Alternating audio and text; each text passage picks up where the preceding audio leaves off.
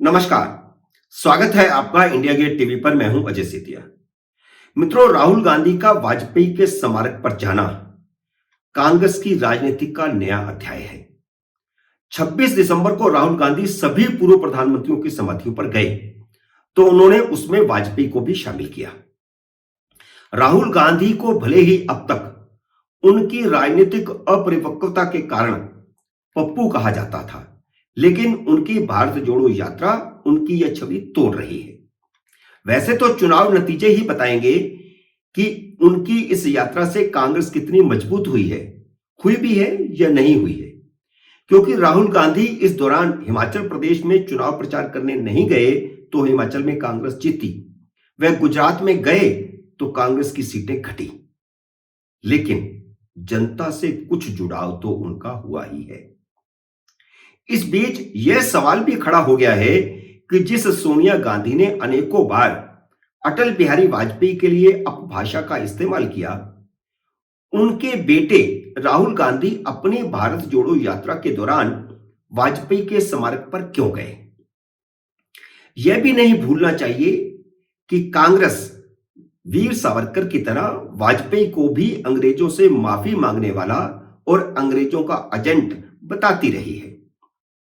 यह ठीक है कि राहुल गांधी ने अपनी जुबान से कभी अटल बिहारी वाजपेयी के खिलाफ नहीं बोला, लेकिन कांग्रेस अटल बिहारी वाजपेयी के खिलाफ बोलती रही है। एक दिन पहले 25 दिसंबर को वाजपेयी के जन्मदिन पर भी कांग्रेस अध्यक्ष मल्लिकार्जुन खड़गे की टीम के सदस्य पांधी ने ट्वीट पर वाजपेयी को अंग्रेजों का एजेंट कहा था, जिस पर देश में एक बवाल खड़ा हुआ, नई बहस हो गई। राहुल गांधी के वाजपेयी के स्मारक पर जाकर उनको श्रद्धांजलि देने के बाद पांधी ने अपना ट्वीट तो डिलीट कर दिया, लेकिन अब इस पहेली को सुलझाना जरूरी है कि राहुल गांधी ने सभी पूर्व प्रधानमंत्रियों के स्मारकों पर जाने का फैसला क्यों किया, जबकि वे चाहते तो सिर्फ कांग्रेसी प्रधानमंत्रियों के स्मारकों पर ही जाते। उन्होंने गैर कांग्रेसी पूर्व प्रधानमंत्रियों के स्मारक पर जाने का फैसला क्यों किया, इसे समझना बहुत जरूरी है। वैसे देखा जाए तो सभी पूर्व प्रधानमंत्रियों में से सिर्फ अटल बिहारी वाजपेयी ही एकमात्र पूर्व प्रधानमंत्री थे जिनका कभी कांग्रेस से कोई ताल्लुक नहीं रहा था। इससे पहले अगर देवगौड़ा हो या इंद्र कुमार गुजराल हो या कोई अन्य हो, चंद्रशेखर हो, उनकी कांग्रेस की बैकग्राउंड थी। मोरारजी देसाई भी कांग्रेस से ही आए थे। सच यह है कि सिर्फ वाजपेयी के स्मारक पर जाने के लिए ही उन्होंने सभी पूर्व प्रधानमंत्रियों के स्मारकों पर जाने का फैसला किया था। तो समझने की बात यह है कि इसके पीछे क्या राजनीति है।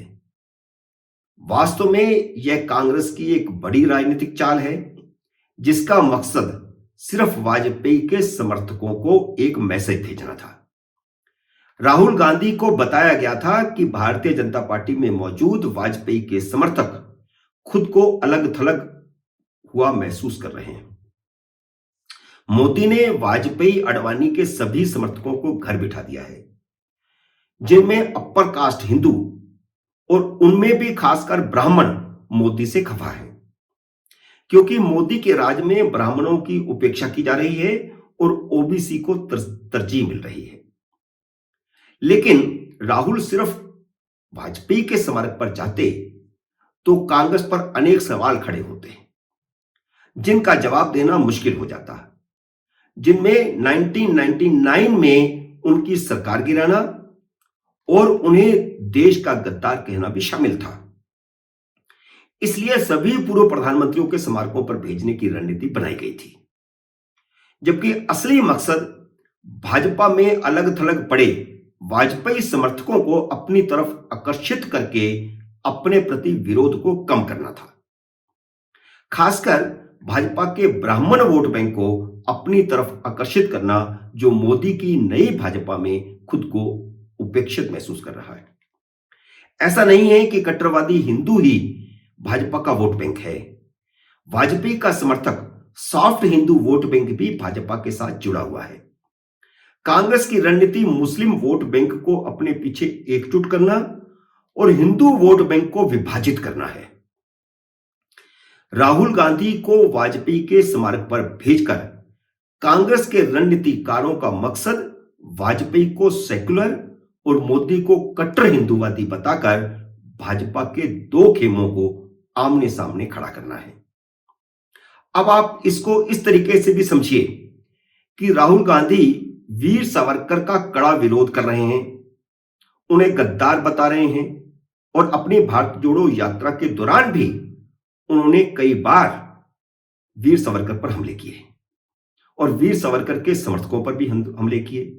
उन्होंने हिंदुत्व और हिंदूवाद दोनों को अलग अलग करके भी बताया, जबकि वीर सावरकर का चित्र संसद के सेंट्रल हॉल में लगवाने वाले अटल बिहारी वाजपेयी के स्मारक पर जाकर उन्हें श्रद्धांजलि दे रहे हैं। तो क्यों? क्योंकि वे हिंदुओं में कट्टरवादियों और सॉफ्ट हिंदुओं में एक दीवार खड़ी करना चाहते हैं जो नेहरू के समय में मौजूद थी। उसी दीवार के कारण कांग्रेस इतने सालों तक सत्ता पर काबिज रही। वाजपेयी भी इस दीवार को नहीं पाट पाए थे, लेकिन मोदी ने इस दीवार को तोड़कर कांग्रेस का हिंदू वोट बैंक भी नष्ट कर दिया है।